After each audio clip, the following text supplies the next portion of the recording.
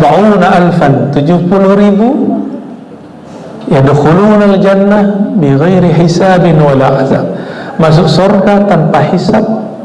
Jadi mau masuk surga tanpa hisab, tanpa azab, jalannya cuma satu, thariqatut tawakkul, jalan bertawakal kepada Allah. Dan tawakal itu mesti memunculkan kepercayaan dan taslim, berserah diri kepada Allah Subhanahu wa taala, tidak diperiksa wala azab, tidak disiksa. Berapa Ghazali, aktsarun nas dukhulan ilal jannah, kebanyakan orang masuk surga itu bukan orang pintar, tapi al-bal. Bal itu orang yang yakinnya lebih tinggi daripada ilmunya. Abdul Qadir Al-Jilani dalam Sirrul Asrar, bahwa untuk menggetarkan kolbu yang kaku, yang mati, itu cuma dengan al-madad. Hatta syirik khafi, orang yang udah mulai doyan dukun tuh gak bisa datang bawa tawakal, tuh gak bisa. Sudah mulai senang sama paranormal, mohon maaf, gak akan bisa tawakal. Itu sebabnya baginda Nabi Muhammad SAW mengatakan 70.000 golongan masuk surga tanpa hisab dan azab. Salah satunya gak doyan ke pengobatan yang tidak syar'i, ya. Sering datang kepada pengobatan yang tidak syar'i, ya siap-siap kolbunya nggak akan selamat. Dan itu penyakit. Setiap kali sakit horor, ya, mengaitkan dengan magic, mistis.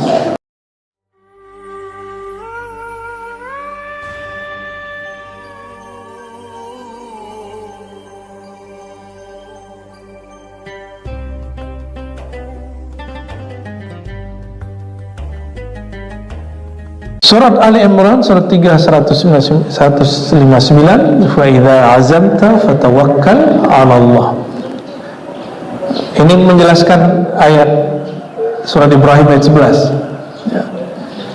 Jika engkau telah mantap, telah yakin, azam, ya, telah berazam, telah yakin, fatawakkal 'ala Allah, barulah engkau berserah diri kepada Allah. Ya. Ini sebagai contoh begini.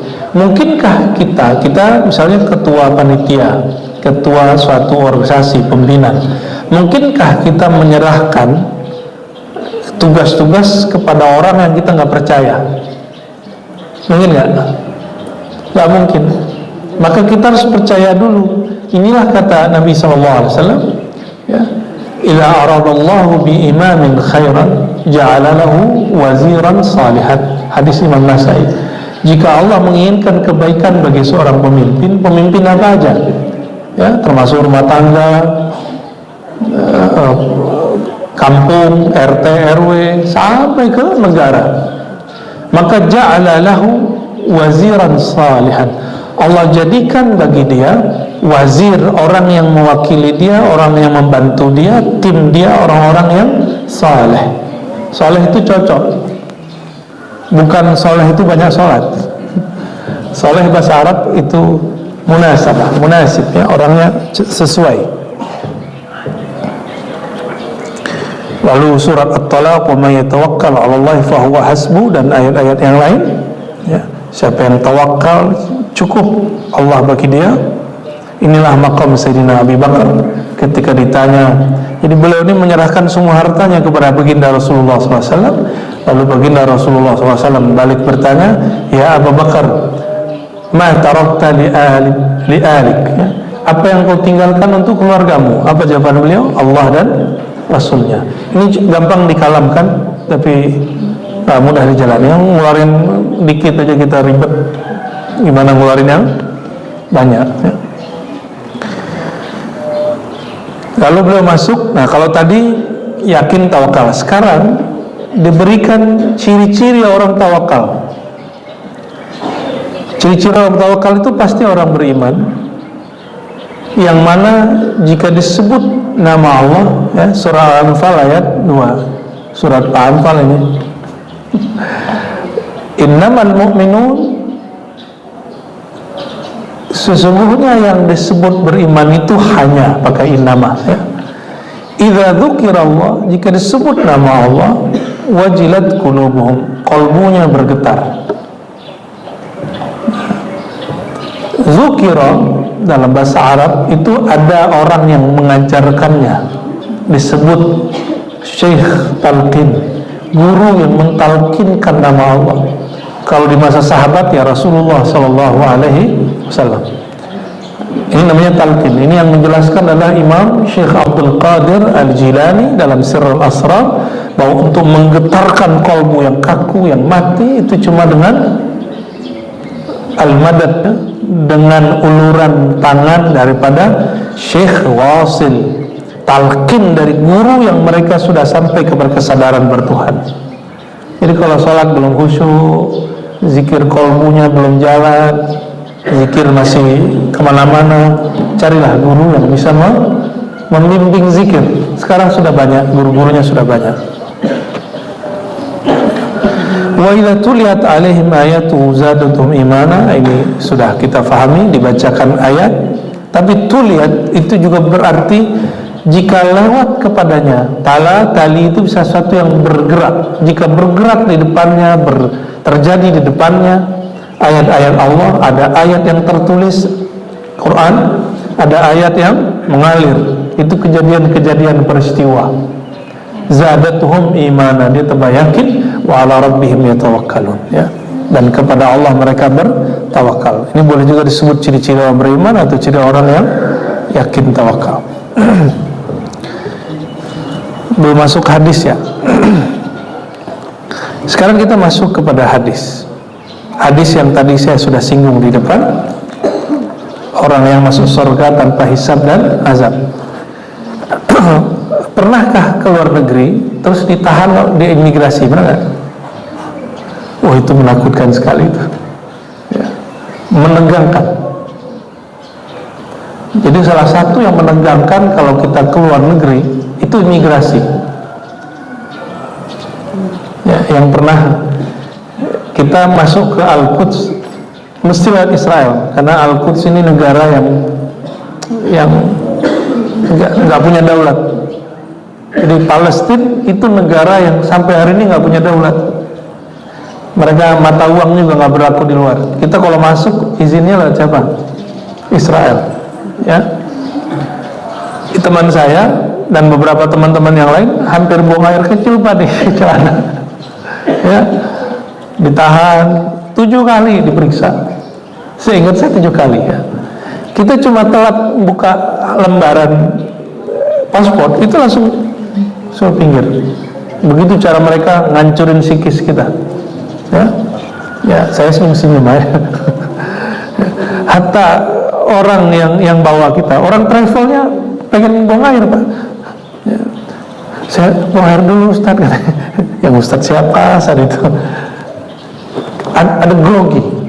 Itu baru imigrasi dunia. Nah, padang mahsyar itu imigrasi besar di akhirat. Semua orang diperiksa. Makanya disebut jangan bawa jangan bawa banyak sebelum meninggal tuh, jangan nimbun barang. Ya, berat bawanya, nanti ditanyanya panjang. Hatta disebut dalam hadis itu Sayyidina Sulaiman ditanyanya 2000 tahun. 2000 tahun sana, 2000 tahun ditanya sama Allah. Tapi tenang, ini kan Nabi, nanti disyafaati oleh Rasulullah, selesai, nggak nyampe 2000 tahun. Jadi jangankan kita, sekelas Nabi Sulaiman memerlukan apa? Syafaat baginda Rasulullah SAW. Apalagi orang kayak kita, ya. Oke, hadisnya panjang, saya terjemahkan langsung, ya. Hadis riwayat Imam Bukhari dan Muslim. Mungkin pagi ini kita jatahnya 1 atau 2 hadis saja, ya. Bismillahirrahmanirrahim. Dari Ibnu Abbas radhiyallahu taala anhuma. Sahabat Ibnu Abbas disebut dengan Hibrul Ummah, tintanya umat. Disebut juga Bahrul Ulama, Bahrul Mufassirin. Jadi samudranya ahli tafsir. Jadi Mas Sayyidina Abdullah bin Abbas, ayat kalau kita terjemahkan A, dia memahaminya B. Enggak begitu katanya, maknanya begini. Nah, beliaulah yang disebut oleh para masyayikh saya orang yang membuka metodologi menafsir Quran. Jadi menafsir Quran itu yang paling bagus, Quran menafsirkan Quran. Quran ditafsirkan oleh hadis, itu paling tinggi. Atau Quran ditafsirkan para sahabat. Lalu yang nomor dua, bil aqli. Kita lihat ayatnya, lalu kita coba olah, tentunya dengan akal. Tapi Sayyidina Abdullah bin Abbas membuka metode ketiga, disebut metode isyarat. Isyarat qalbu. Contoh, idza jaa nasrullah, gimana ayatnya? Idza jaa nasrullah, gimana? Wal fath. Jika telah datang nasrullah wal fath, pertolongan Allah dan fath. Ditanyalah para sahabat, dikumpulkan oleh Sayyidina Umar, dikumpulin sahabat-sahabat senior, orang-orang yang dulu perang, 313 sahabat Nabi masih hidup di zaman Sayyidina Umar, dikumpulkan. Ternyata orang yang punya keyakinan tinggi belum tentu ilmunya tinggi. Jadi kalau mau jadi orang yang imannya kuat, gak mesti berilmu banyak. Itu sebabnya kata Imam Ghazali, aktsarun nas dukhulan ilal jannah, kebanyakan orang masuk surga itu bukan orang pintar, tapi al-bal. Bal itu orang yang yakinnya lebih tinggi daripada ilmunya. Dan itu terbukti. Sayyidina Umar kumpulkan sahabat, dibacain ayat idza jaa nasrullah wal fath sampai akhir ayat. Akhir ayat apa kata para sahabat? Itu ayat menjelaskan tentang jika kemenangan datang, maka banyak-banyak istighfar dan tasbih. Kata Sayyidina Umar, itu gue juga tahu. Yang lain ada nggak? Yang lain macam-macam, semuanya menjelaskan yang harfiah, terjemahan harfiah. Dipanggillah bocah kecil yang kemudian diejek, ngapain kamu ajak Abdullah bin Abbas? Kata Sayyidina Umar, tunggu aja, ntar kamu lihat ini dia siapa. Anak kecil tapi anak muda tapi ruhaninya tua. Ditanya, ya Abdullah bin Abbas, apa makna ayat ini? Jika pertolongan Allah datang, kemenangan datang, ya, lalu kamu melihat banyak orang masuk Islam, maka banyak-banyaklah minta ampun kepada Allah dan bertasbih minta ampun. Apa maknanya wahai Abdullah bin Abbas? Apa kata beliau? Mautu Rasulullah SAW, wafatnya baginda Rasulullah SAW. Siapa yang ngajar Abdul Abbas? Sayyidina Abu Bakar As-Siddiq. Yang pertama mengatakan itu Sayyidina Abu Bakar As-Siddiq. Apa coba hubungannya ayat ini dengan kematian atau wafatnya baginda Nabi Muhammad SAW? Kan nggak ada. Bagaimana orang tahu itu? Isyarat qalbu. Maka menerjemah Quran, nah ini kepakarannya Pak Haji nih, ya, karena ngajarnya di PT IKI soalnya. Sama, saya IKI sama berarti ya. Bedanya beliau megang bagian itulah ya. Jadi ketika orang menafsir, itu nggak cukup hanya menafsir harfiah letterlek. Kalau menafsir harfiah, Al-Quran jadi hambar. Sedangkan Quran itu diturunkan kepada baginda Rasulullah SAW ke dalam qalbu. Berarti kalau ingin menjadi pewaris Rasulullah dalam bab Quran, bacalah Quran dengan qalbu. Nah, jadi kalian kalau ngapal Quran jangan beban ya, yang santri ini mesti semangat ngapalin Quran itu. Lalu belajarnya harus sayang, cinta sama gurunya, baru nanti cinta sama ilmunya. Insya Allah. Apa kata Sayyidina Abdullah bin Abbas? Qala Rasulullah SAW, Nabi bersabda, "Urdat alayya al-umam fara'aitu an-nabiyya wa ma'ahu ar-ruhait." Kata Nabi SAW, ketika aku duduk sholat, zikir atau lagi suatu kondisi, kata beliau, kondisi masa depan di padang mahsyar Allah tunjukkan kepadaku. Jadi Nabi SAW masih di sini, tapi rohaninya sudah nyampe ke depan. Jadi kalau orang menyebut ada dunia paralel apa itu nggak ada apa-apanya dibandingin Rasulullah SAW. Ya. Rasul, kalau ada sekarang mesin waktu itulah Rasulullah SAW. Maka orang yang memegang ajaran baginda Rasulullah SAW, zahir dan batin, bukan hanya zahirnya. Kalau hanya memegang zahirnya jadi beban. Beragama itu jadi beban. Tapi peganglah zahir dan batinnya, maka Rasulullah akan jadi mesin waktu. Orang-orang ini rohani akan diperjalankan sampai ke depan. Mi'raj rohani namanya. Jadi kenapa orang-orang hari ini tidak banyak mengalami pengalaman batiniah, rohaniah? Karena dia memegang ilmu Rasulullah hanya zahirnya. Coba pegang zahir dan batin. Nah, Rasulullah SAW mengatakan, uridat alayya al-umam, diperlihatkan kepadaku kondisi umat-umat terdahulu, termasuk kita. Fara'aitun nabiyya wa ma'ar ruhaid. Nanti di akhir zaman, di akhirat, jangankan akhir zaman ini, akhiratnya Nabi tembus. Berarti yang sekarang Nabi udah lihat belum? Ini jamaah pagi duduk begini, Nabi sudah lihat belum? Sudah lihat semua. Karena jangankan ini, kejadian alam setelah ini pun Nabi sudah lihat. Maka kata Abu Yasaid Muhammad al-Maliki, Nabi SAW qad ra'akum. Ya, Nabi kira-kira begitu kalau diterjemahkan. Nabi itu sudah melihat kalian. Kenapa? Diperlihatkan Allah Subhanahu wa ta'ala. Ya, jadi orang-orang yang ngaji hadis Nabi, ngaji Qur'annya Nabi, itu sudah diperlihatkan oleh Allah Subhanahu wa ta'ala. Ya. Semoga Rasulullah SAW melihat kita tersenyum dan ridha. Amin ya rabbal alamin.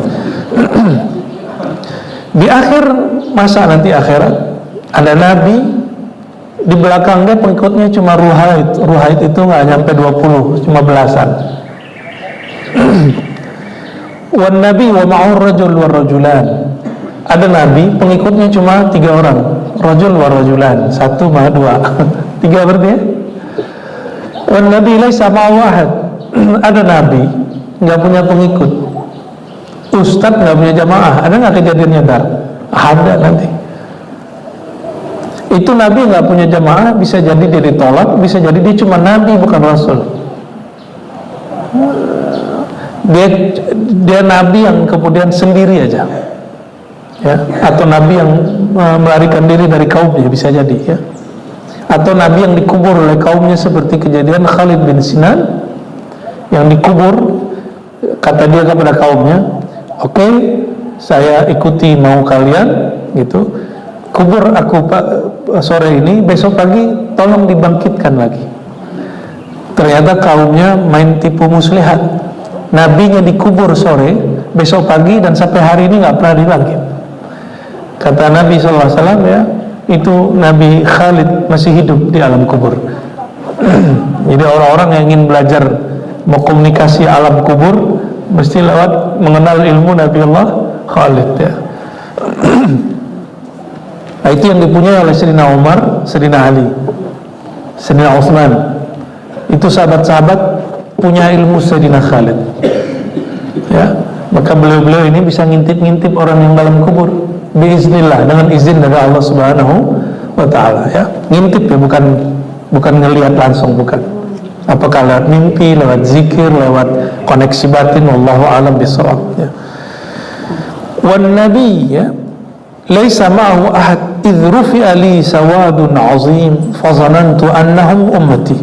Lalu ditunjukkan kepadaku ada sawadun 'azim, ada suatu kelompok umat yang banyak sekali, ya, sejauh mata memandang itu masih mereka. Fa zanantu annahum ummati. Lalu Nabi Muhammad SAW merasa sedikit, kalau kita nyebut GR gitu, ya, aku kira itu umatku. Faqila li unzur ila al-ufuq aba. Faqila li hadha Musa wa qawmu. Wahai Muhammad, itu bukan umatmu, itu Nabi Musa dan umatnya.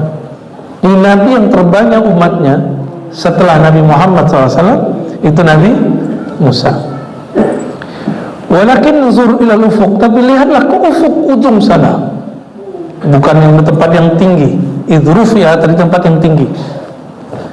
Di ufuk sana, ufuk itu sejauh mata memandang, bagian timur kah, bagian barat kah, bagian manapun, yang kita lihat garis itu, garis, kalau kita di padang pasir bisa ngelihat kan, atau di tepi pantai bisa lihat, itu namanya ufuk, ya, pojok-pojoknya alam, kira-kira begitu. Fanazartu fa idza sawadun 'azim, tiba-tiba lebih banyak lagi daripada umat Nabi Musa. Apa kata Nabi SAW, faqila li, lalu ada yang berkata kepadaku, unzur ilal ufuqil akhar.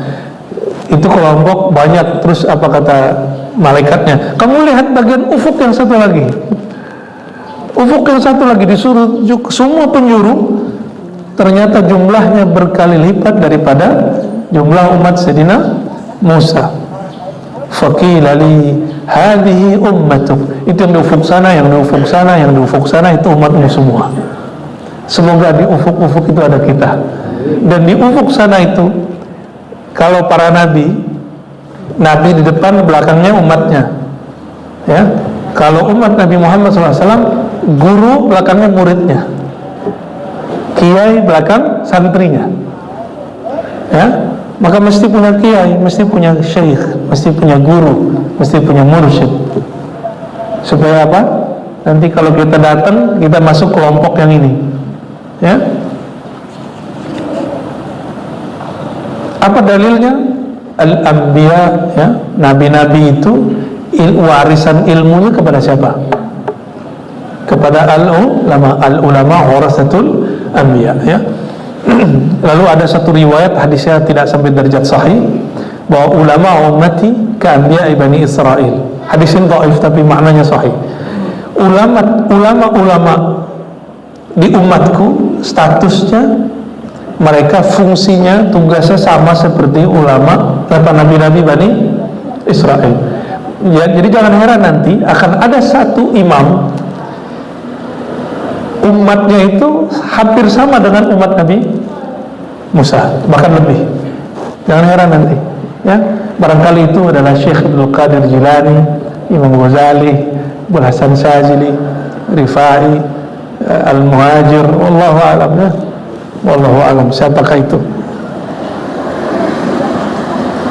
Lalu Nabi SAW dikabarkan, hadhi ummatuka wa ma'hum, di antara umatmu yang semua itu, yang miliaran itu, 70,000, 70,000, yadkhuluna al-jannah bighairi hisabin wala azab, masuk surga tanpa hisab, tidak diperiksa, wala azab, tidak disiksa.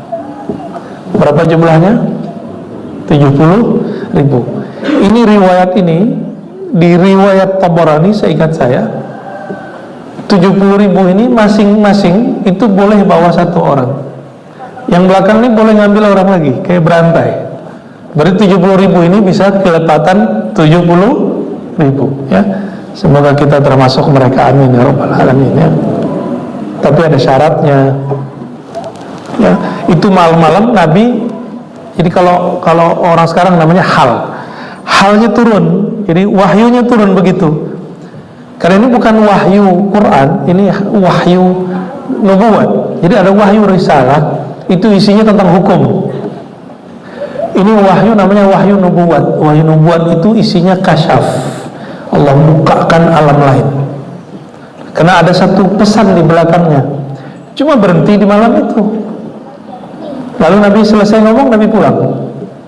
Malam itu para sahabat bingung, membicarakan siapakah 70,000 yang masuk surga tanpa hisab dan azab, ya.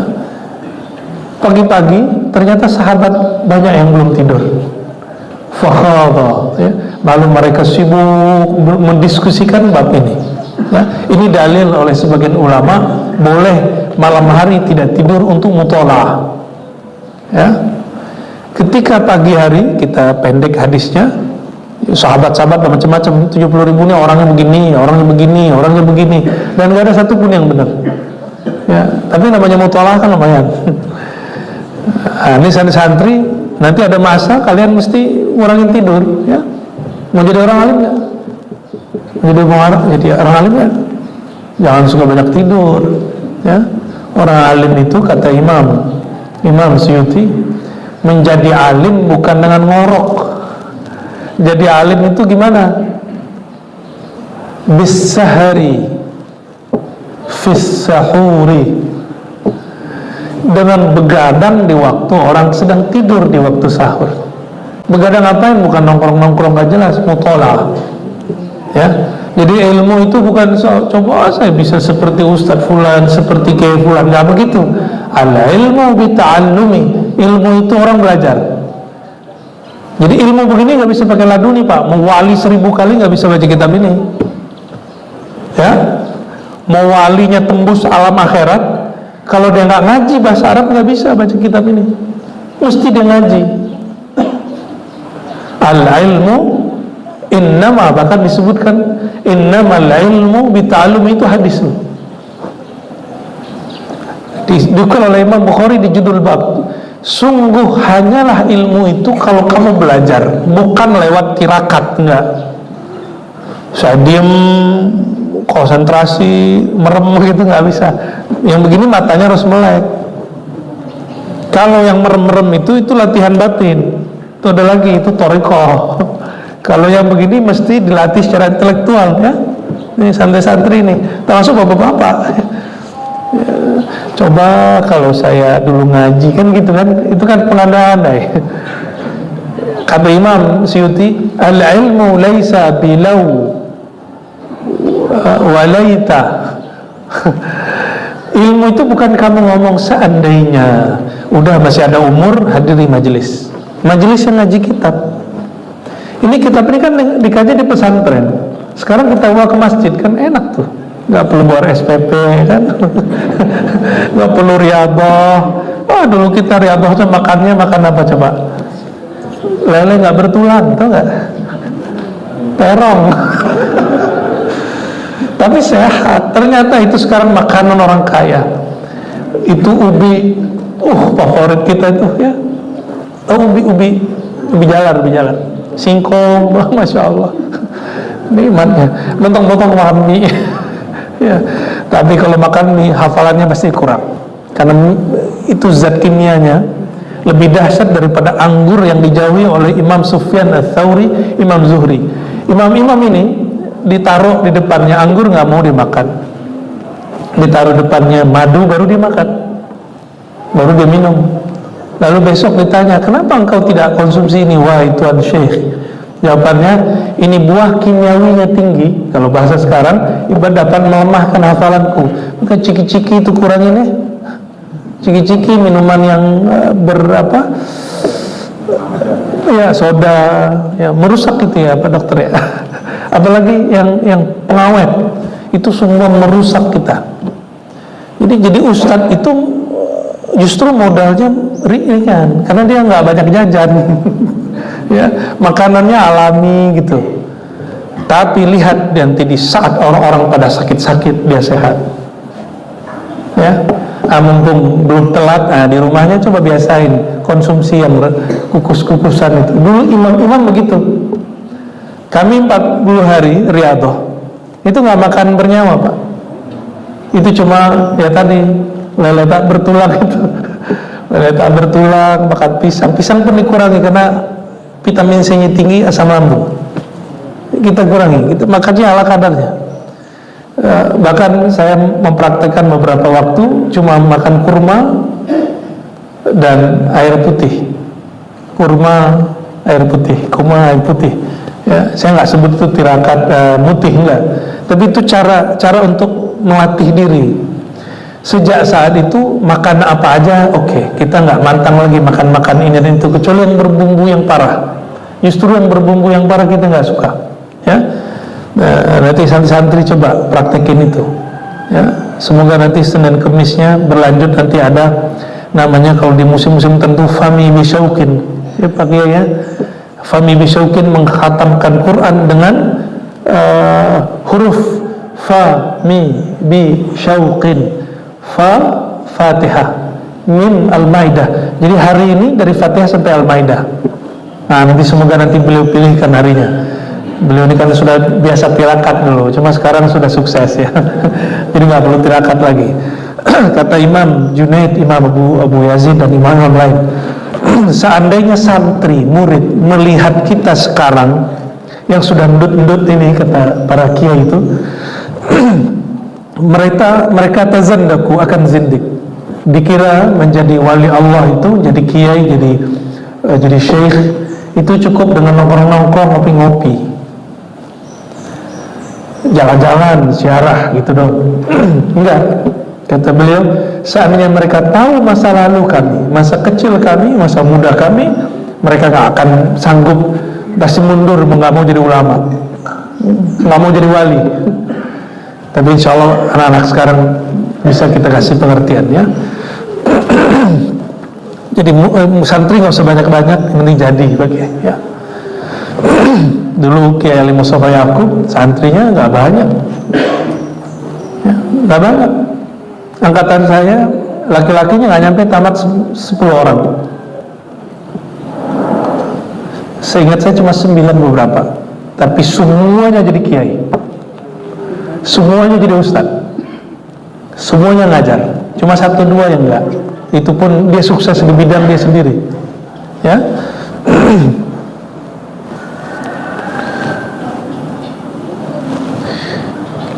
Pagi-pagi hari Nabi tanya kepada sahabat yang sudah bermutalaah malam hari, yang begadang, "Malladzi tahuduna fi?"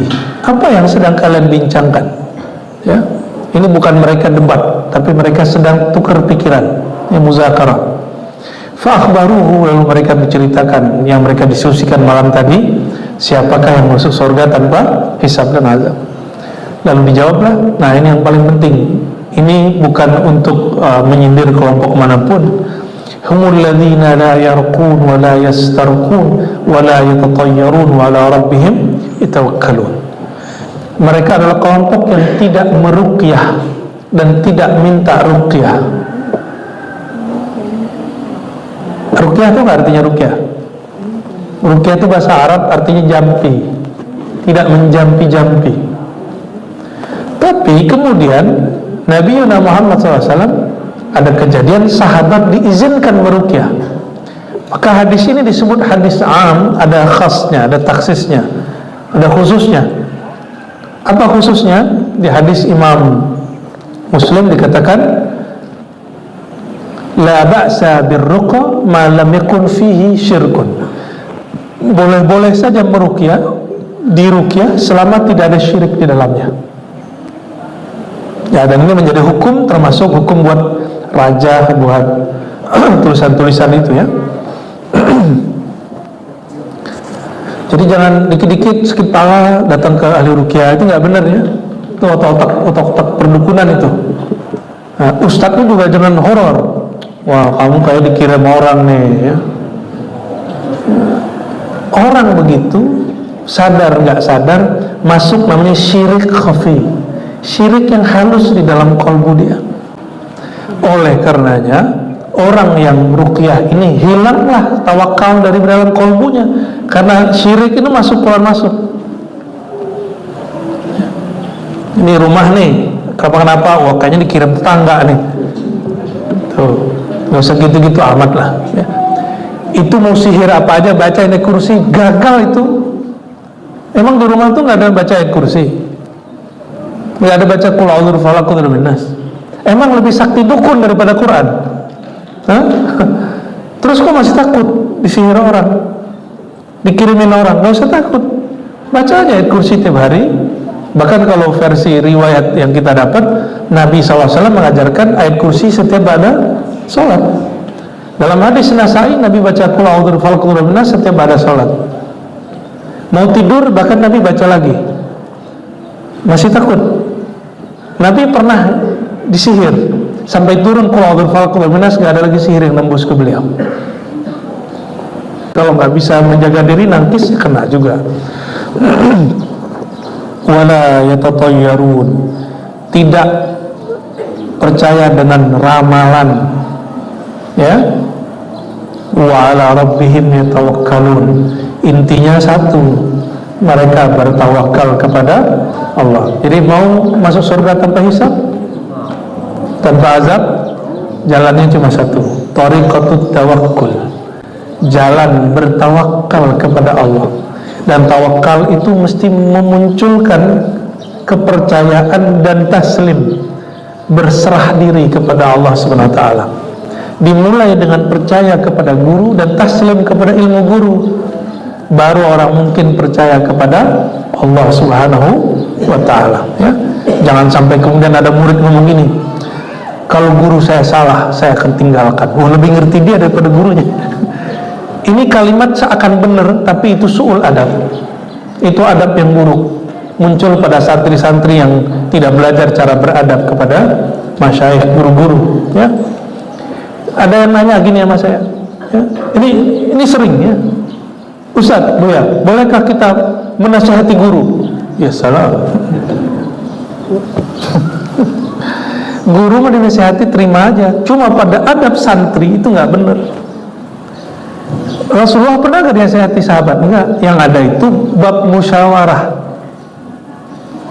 Di bab musyawarah, para sahabat punya ide disampaikan di hadapan Nabi, bukan menasihati Nabi, bukan mengkritisi Nabi.